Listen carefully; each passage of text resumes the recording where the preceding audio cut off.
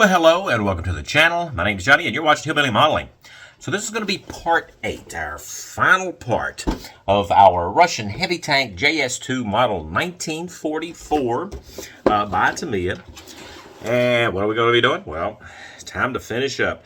But before we can get everything finished, we got to do this right here. Yep, that's right. Figures. Love them or hate them. You know, sometimes if they're not in the kit, you miss them. You're like, why didn't they give me some figures? And then if you're like me, you're probably like, boy, I'm kind of glad there's no figures in this kit. So anyway, we're going to do these. We're going to do these up and get those put into the tank and get the tank put all together. So let's go ahead and jump down to the bench here and start working on these figures.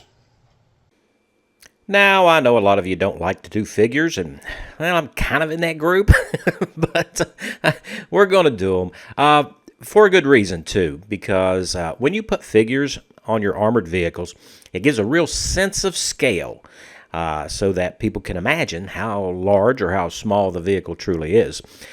So the first thing we need to do, of course, is go ahead and get all of our parts. Now, I am leaving the part number for the heads attached to the heads here, so that I know who is who. So, a little bit of trim up. Of course, you know, like all figures that come in model kits, you're going to have these sprue gates to clean off. And, of course, here for our commander, when he's mounted in the turret, he's standing on his seat. So we need to make sure that there's nothing that's going to keep him from being, well adhered to the vehicle. So number one, he doesn't fall out or fall over. So, also, we have these mold seams. So the best way to do it that I have found, and this is just me, but by just using our number 11 hobby craft blade here, we can kind of scrape those down nice and smooth, get rid of them. If we try to sand them, we're liable to, you know, sand out some of the folds and everything on the uniform and possibly make some flat spots that we really don't want to make. So I'm just going to scrape these down. It works for me. Whatever works for you, you go ahead and do that. Now, the tankers' helmets have some actually pretty nice detail, you know, considering that this is a molded kit part. But we do have that seam line, and we kind of need to take care of that because I kind of envision us doing a little bit of extra here for our helmets so that they kind of stand out better, and we wouldn't want that seam line there. So looking at our instructions here, you can see the position of our loader's arms. So we need to pay close attention to that. And then, of course, for our tank commander, how he has his hands crossed there on the edge of the cupola. So we're going to try to achieve that. Hopefully everything fits correctly, and it's a Tamiya kit, so I don't expect it to not fit. But if we don't get the positioning correct, then yeah, they're not going to sit exactly like they're supposed to. So first tanker up here is going to be our loader. So we do need to attach an arm. So his lower arm, and this one's going to be his left, goes behind the hatch. So we need to actually put our loader's hatch on. We don't have to cement it in place, but we kind of need it for reference to make sure that we've got everything positioned correctly there. So with our hatch attached, we can go ahead and put a little bit of cement on here and attach his arm.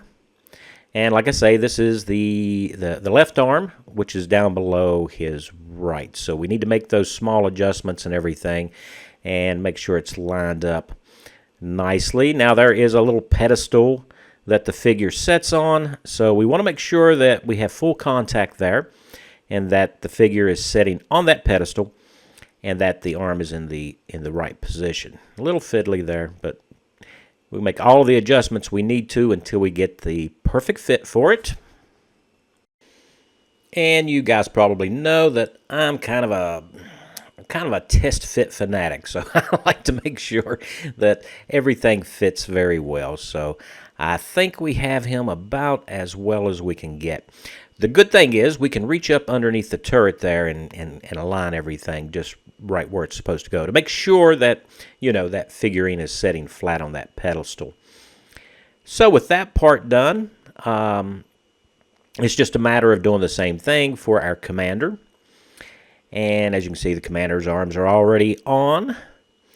So what I really need to do is to make sure that the hatches are not going to interfere with the figure. And I don't think we're going to have an issue, but these hatches don't just press on like our loader's hatch did. So we're probably going to have to cement these in place. So a little bit of cement, as promised.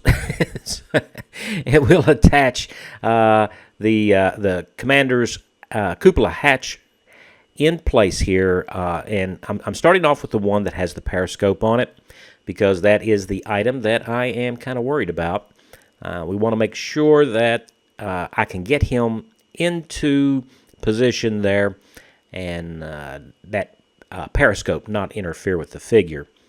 And while we're at it, we can go ahead and just stick the other half of the hatch on. This is a two-piece hatch here. So being very careful, we can slide our commander down inside the cupola there. And as you can see, he kind of leans forward, so he does just clear that periscope there. So that's good.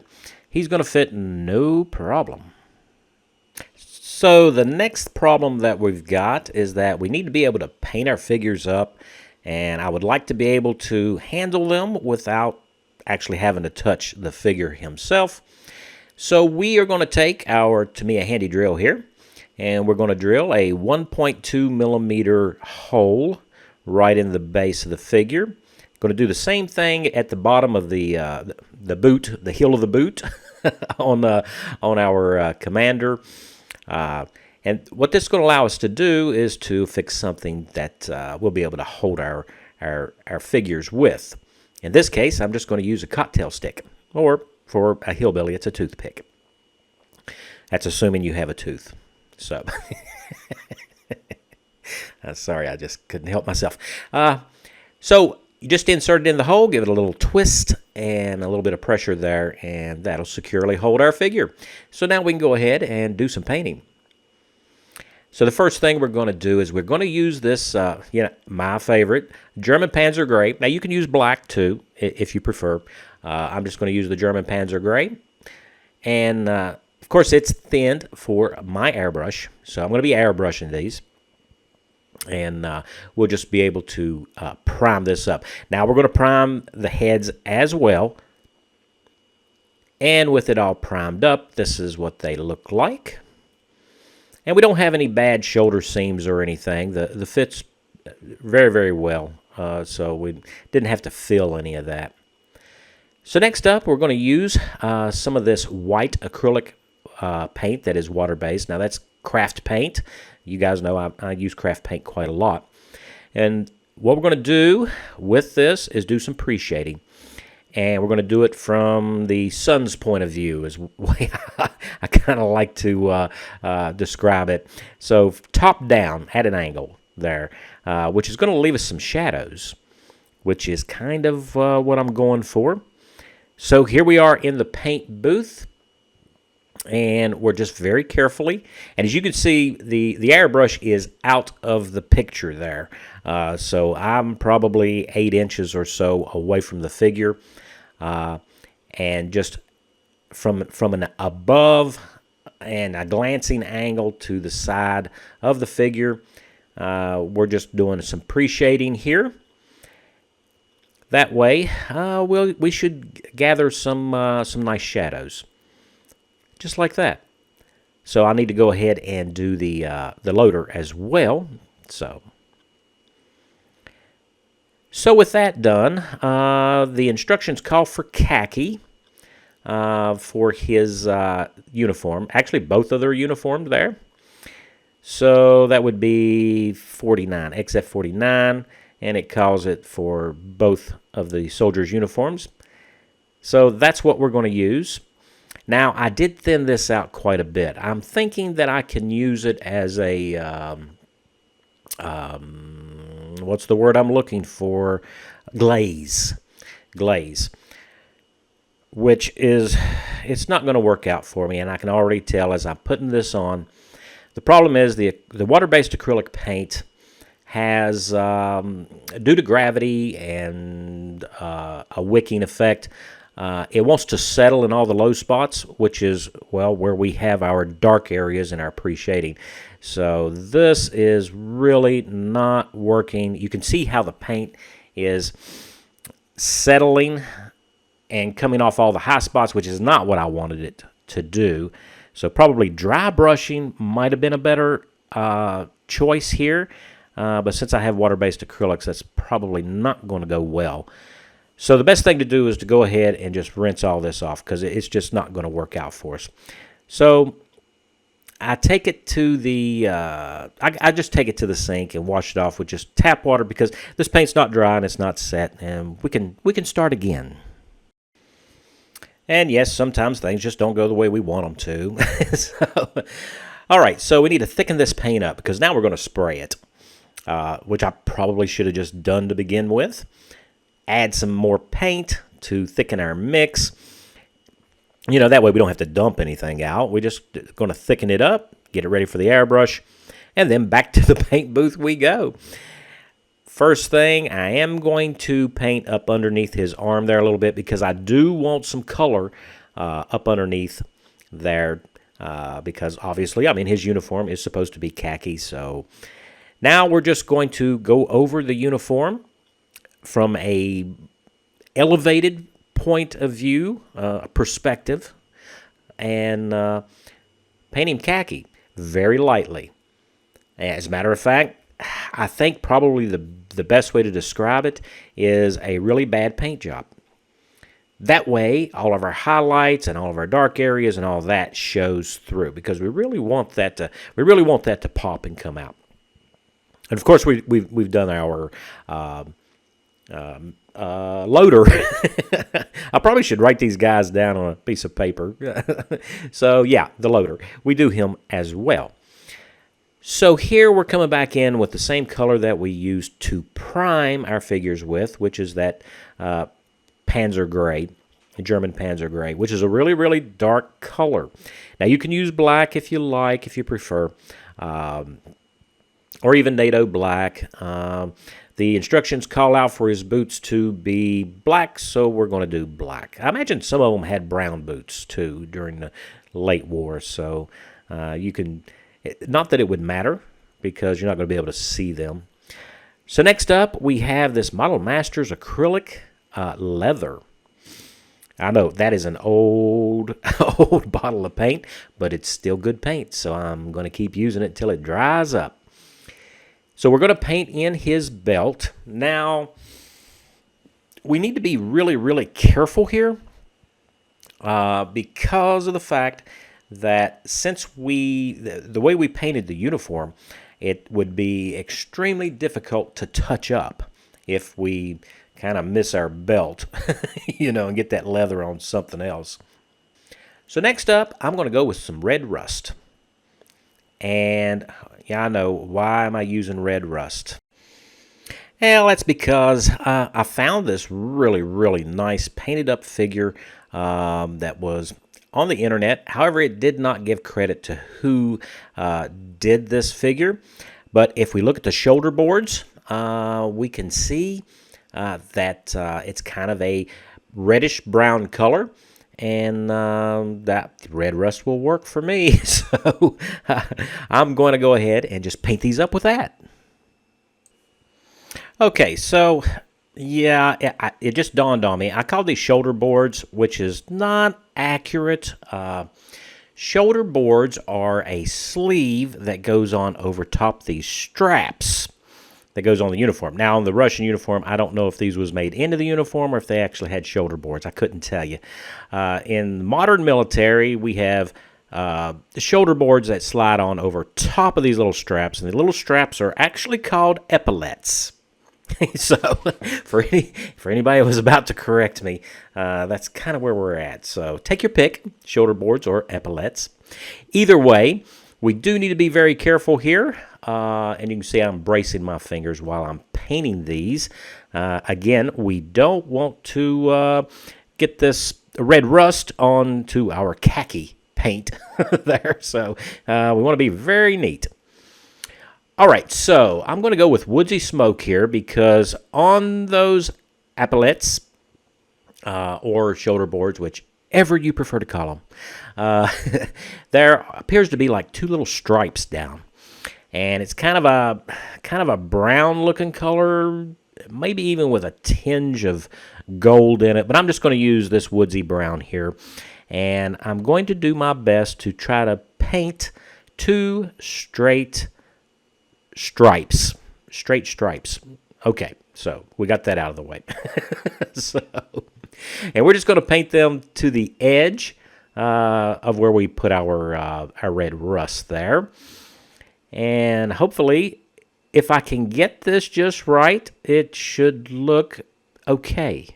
But you do have to remember that we are painting extremely small figures here. 1/35 scale is a little hard to get these things kind of straight. So I just hope that it has a nice effect. So let's see how we get on with that. And yes, I am still using those reference pictures to decide what those are supposed to look like. So I think it's not too bad. Now if I can just reproduce that on the opposite side. And then of course we still have our loader to do too. So we'll take care of those.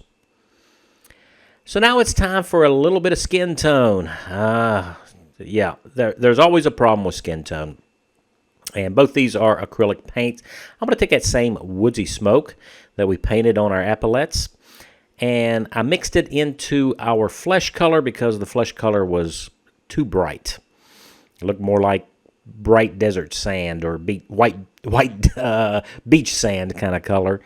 So I did darken it up a little bit. Probably could have done with darkening it up a little bit more. But that's okay because we have a solution for that. So we're going to paint all of our fleshy parts here. And that would be the hands on both of our figures. We're going to get those painted up.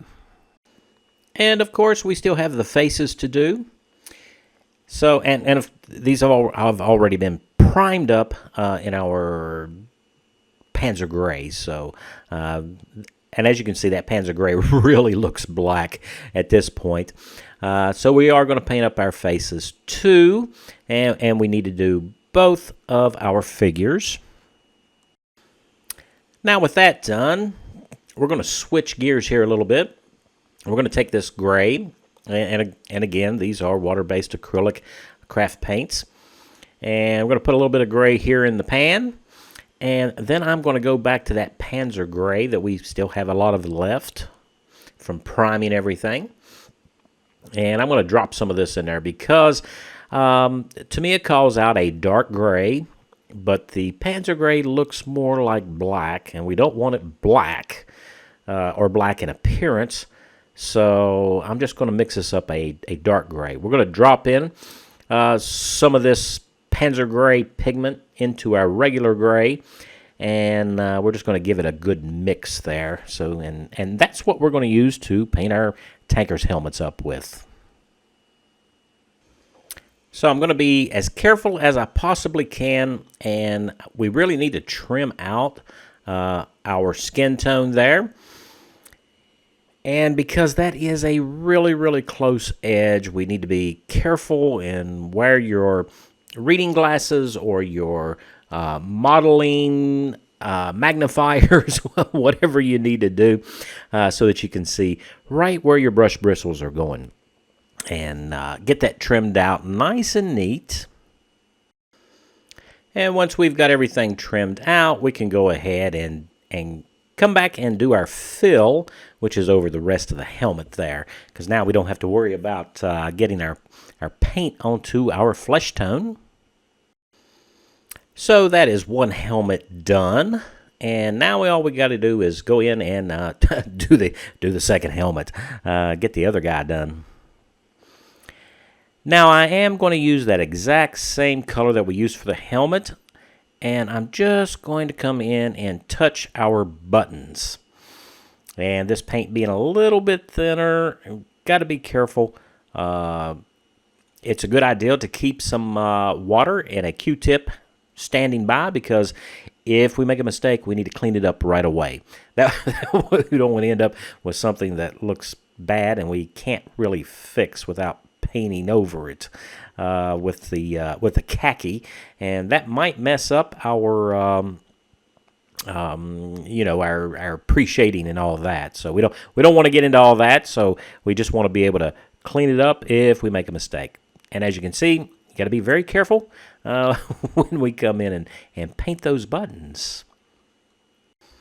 Okay, so we're going to switch back to the helmets, and I'm going to use this light gray, which is called Rainy Day Gray. And it's several tones lighter than what we mixed for painting our helmets. So we've got our rainy day gray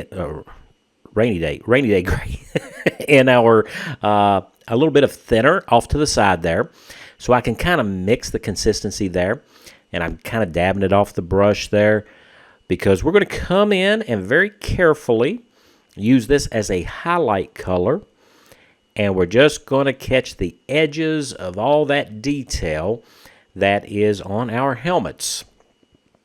And yeah, this can be kind of tedious. Just take your time and remember to keep that Q-tip and that water, that nice clean water, close by in case you mess something up or get a big blob of the light gray on there, and you don't want to have to go back and repaint it. So just wipe it off, let it dry a little bit, and then you can go right back at doing all this trimming.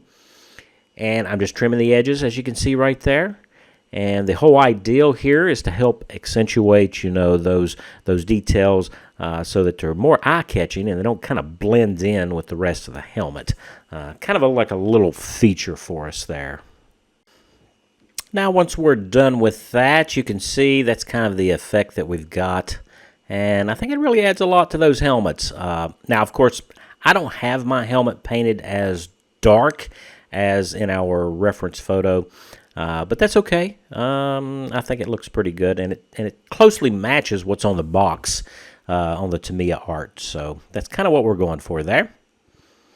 All right, so we're going to go with a little bit of flat brass here, which is a tester's enamel. And what we're doing here is we're going to try to put a little dot in between those two lines that we painted on our epaulets there. That might be a little bit much. So, yep, that's not a little dot. So I'm going to take a dry Q-tip here, and we're just going to wipe that away. Yeah, just very carefully here. Going to clean that up, because sometimes we do make mistakes, but you need to get it off as fast as you can, so that it shouldn't be a problem since we're adding an enamel over a dry acrylic. We should be able to clean that up. Yeah, that doesn't look too bad. We'll go back. Let's try that again, and be careful this time. And so, yeah, I think maybe this is rank or whatever. So this is our tank commander. Now, we're not going to put this on our loader, just on our tank commander. And we can also use this same method to just hit the very tops of the buttons on the uniform. Now, we did paint those with that same gray that we used on our helmet, the dark gray. But this is just going to kind of do the center fill of those buttons. I know this is a really small figure, and it's really hard to do. Well, it's hard to do for me. And some of these buttons aren't perfectly formed through the molding process. But the whole ideal is the very tops and edges of the buttons are going to be probably more shiny, because they're probably brass buttons on the uniform. And that's kind of what we're going after here. So we do need to give plenty of time for that Tester's enamel paint to dry. It's very thin, especially the way we applied it, so it doesn't take all that long. So next thing we need to do is to attach the heads to our headless figures here. So I'm going to use a little bit of CA glue for that. And this is the Starbond Medium CA glue. I like using it because it's not instant and it's not super thin, so it kind of stays where I put it, and it gives me a chance that once I try to stick something together and I'm making a mistake, I can pull it back apart without breaking anything. So that's always a good thing. A little bit of pressure, and as you can see, it grabs right away, but we could pull it off right now and not be worse for wear there. But after about 20 seconds, it's set. So with that done, we're going to take this clear X22. Now this is a gloss clear from Tamiya, and I'm going to spray our figures. And with that done, we need to darken up everything. So I've already done our loader, and that's what he looks like. And he didn't come out too bad. I'm kind of happy with that. As you can see on on your left, that's the one that's not been treated yet, and on the right is the one that is already treated. And the way we do this is we're going to be doing it with this Tamiya brown panel liner here. So it works very easy. We just make sure that it's shaken up quite well. Now remember the gloss coat that we put on is going to help protect all the work that we've done, so we're not truly staining anything. We're just kind of using this panel liner here as a glaze, which didn't work out too well for us when we tried to use the acrylics as a glaze earlier. But we're just going to paint up the well, not necessarily paint up, but coat. Let's say coat the entire figure with this brown panel liner here, and it's going to settle into areas, and you know it does what panel liner does. But we're also covering the entire uniform and everything, which kind of gives us a little bit of a dirty look, which is all right because they were kind of too bright for us anyway. So once we get this on, we're going to let this dry, and then we're going to come back in and work with it. So once we've let that dry, I'm going to take a decent sized brush anyway, and a little bit of enamel thinner because this is an enamel based product. And the clear coat that we put on it is going to allow us to remove it from all the high spots, and we can clean up the hands and the face and all that good stuff. So we're going to go over the entire figure, removing that brown, and let some of that pre-shading that we did before kind of come through in certain areas there. Tops of the arms, definitely across the shoulders and back. You know, whoops, kind of lost my brush there. So, now you do need to clean off your brush intermittently there. You don't want to keep just kind of moving the product around. We're going to be wanting to remove product. Do not use a really wet brush because if you do, you're going to dissolve all that panel liner. As you can see, we're going over the face very lightly. And that's going to make all the highlights come out in our character's face here, or I should say character, our figure's face. And when you go across the uniform, you want to go across the folds, not with them. And that's kind of what we get. He don't look too bad. So we need to let that completely dry. And once that's all dry, we're going to give them a nice flat coat here with this Vallejo matte acrylic varnish, mixed up for our airbrush, of course. And after that dries, this is what we have. We have our two figures, and that brown wash that we put on there not only helped the uniform, but it really helped to tone down all that flesh, which was really too bright anyway. Now, I'm not the best at doing figures, and I'm still trying to crack the code on it. And one day I'll get it, and when I get it, you'll get it, I hope. So I know some of you guys are really good at figures, and I'm just not. But these don't look too bad. I think they'll look pretty good in our tank. So it's time for us to put our JS-2 together. First thing we need to do is go ahead and assemble our road wheels. This is the idler. We'll get that on, and then we'll go ahead and put all of our road wheels on. Get those pressed into place, and those poly caps that Tamiya provides for us really helps here. Once that's done, we have our track sections that we've already taken care of. They're ready to go on. And remember now, we've kept them separated left and right, so we know which side of the tank they go on. So we're going to start with our left, and we need to insert our drive sprocket, just like so. With that done, we can press our drive sprocket onto our final drive, and just make sure it's fully seated. And again, those wonderful poly caps, that's great. And we'll just snap our track around our front idler there.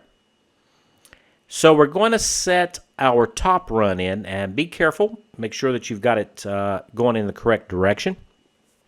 We're not going to get it fully into the tank because we need to tip in our support rollers there into those guide teeth or guide horns that's on the center of the track there. So we're setting them on their axles, on the pins that they go on, and we're tipping them into the to those teeth, all kind of at the same time here because we don't have a lot of clearance there. And now we can go ahead and get the track, especially that horn up next to the idler. We'll get that set into place there.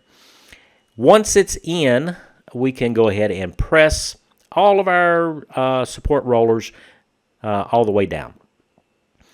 So there we are. The track is on. So we're going to pull the track loose from the front there. And we are going to go in with some medium CA glue again because I need this to actually grab hold and hold everything in alignment without, splaying out later on. So using the CA glue allows us to continue on rather quickly. So I'm just going to use a toothpick or cocktail stick, whichever you prefer. It seems to be my standard saying when it comes to toothpicks, doesn't it? So we're just going to put this on all those contact areas there where the tracks engage themselves there. And I'm going to very carefully spread it and get it up over our idler.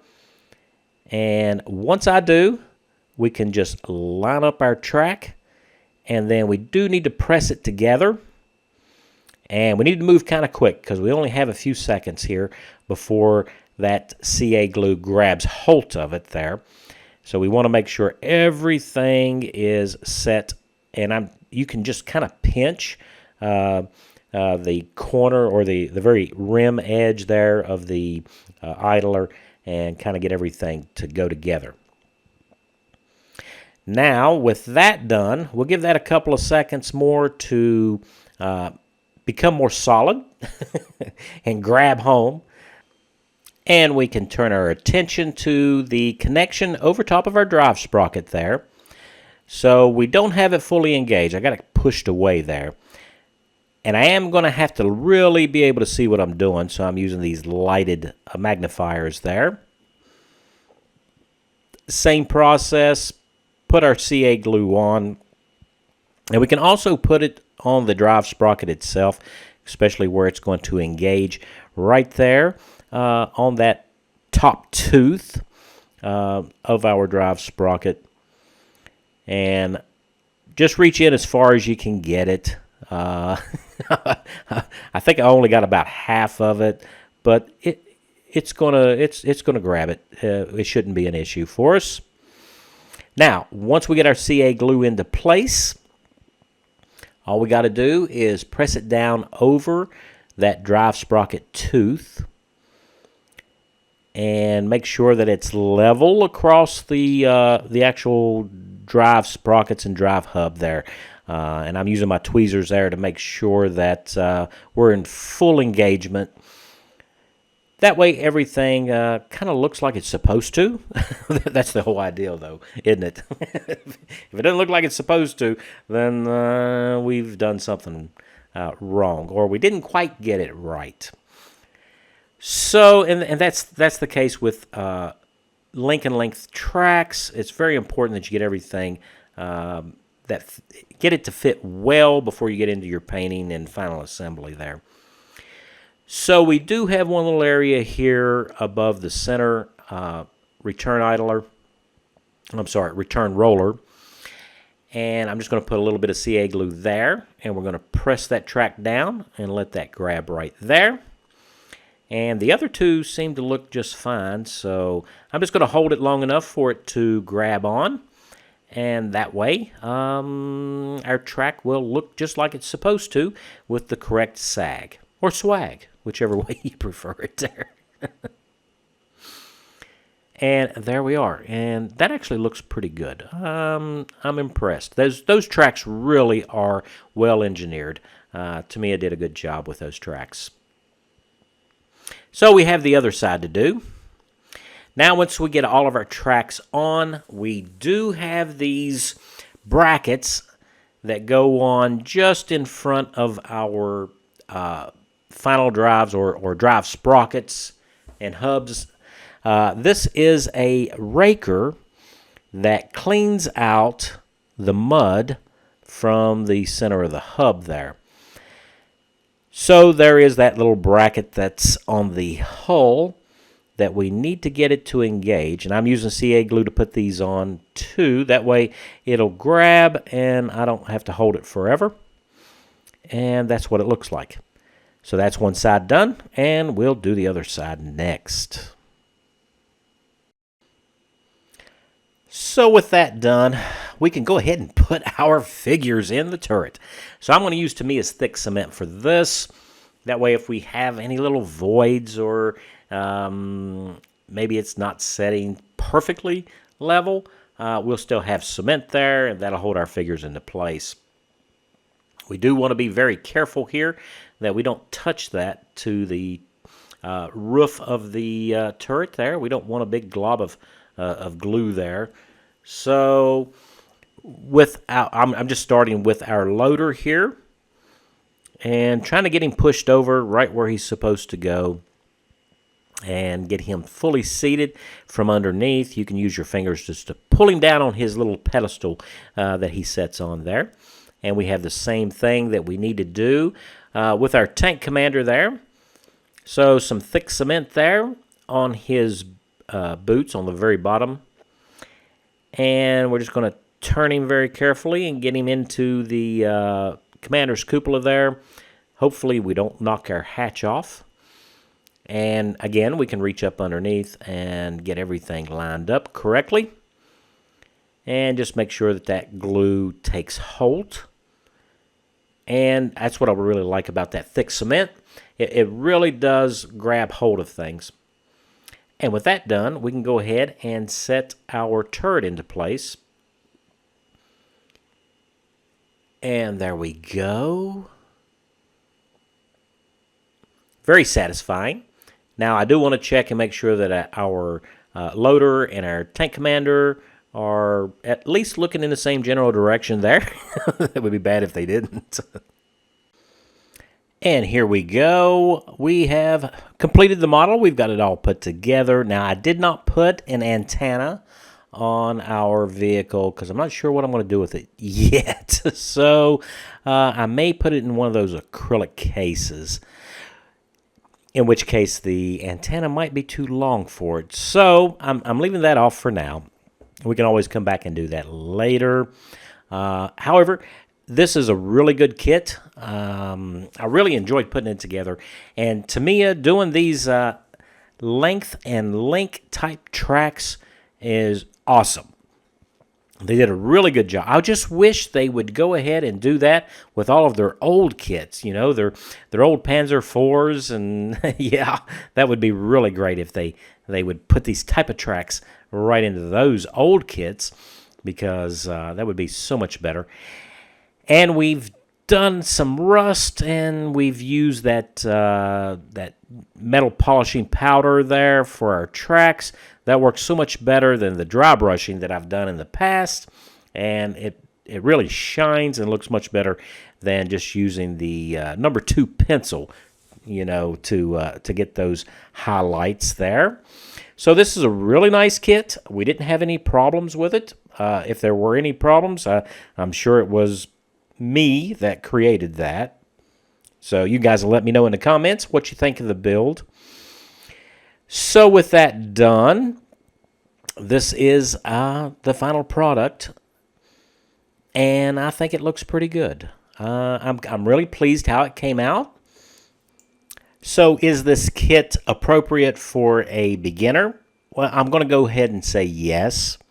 And that's because, I know the tracks seem a little bit daunting if you use the Lincoln length type tracks.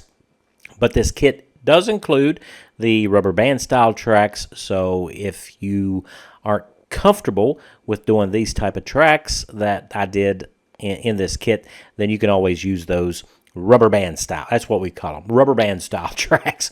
And to be fair, this kit has plenty of detail for even those that are more experienced modelers. And I didn't have to go in and make all those grab handles and handrails because they're into scale and they look really good and they clean up nicely. So with that, yeah, today is the 27th of December, so very Merry Christmas to each and every one of you. I hope that you had a very good Christmas, and we've got New Year's coming up, so I hope the best for everybody for the new year. So with that being said, that will conclude this build. Very enjoyable, and if you don't have this in your collection, then go ahead and get one. So special thanks to all of my subscribers. It's because of you guys that I keep making these videos. And if you enjoyed this one, don't forget to give it a like. And if you are new to the channel and not a subscriber, I hope that today I earned your subscription. So don't delay. Go ahead and subscribe. Yeah. So you guys have a very happy new year, and I will see you next Friday.